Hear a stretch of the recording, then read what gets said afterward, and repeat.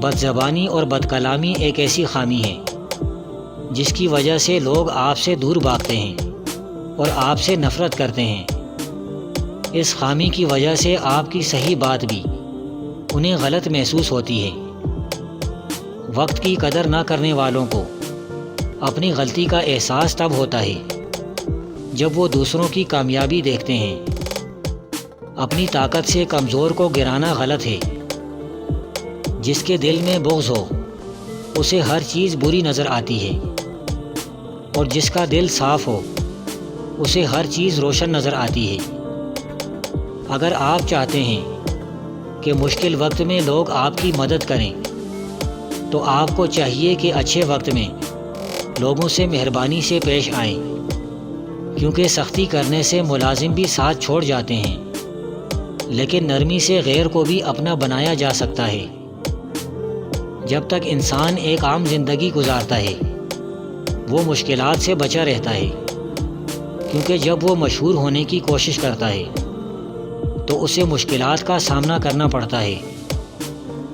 متکبر لوگ کسی کی بات نہیں سنتے، چاہے ان کے بھلے کی بات کیوں نہ کی جائے۔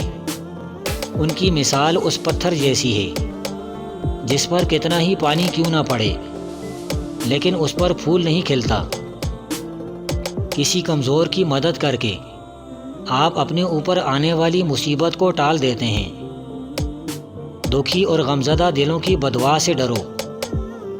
اگر آپ دوبارہ مشکلات میں نہیں پھنسنا چاہتے تو برے کاموں سے دور رہیں۔ کسی شخص کی شرافت کی نشانی یہ ہے کہ وہ کسی کی غیر موجودگی میں اس کے متعلق وہی بات کرے جو وہ اس کے منہ پر کہنے کی ہمت رکھتا ہو۔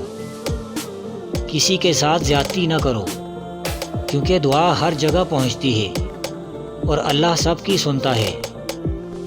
موقع کی مناسبت سے بات کریں، ورنہ بے موقع گفتگو عزت میں کمی کا باعث بنتی ہے۔ جب اللہ دوست بن جائے تو وہ ہر دشمن سے آپ کی حفاظت کرتا ہے۔ یہ افسوس کا مقام ہے کہ ہم کسی چیز کی خوبصورتی دیکھنے کے بجائے اس کی بدصورتی پر غور کرتے ہیں۔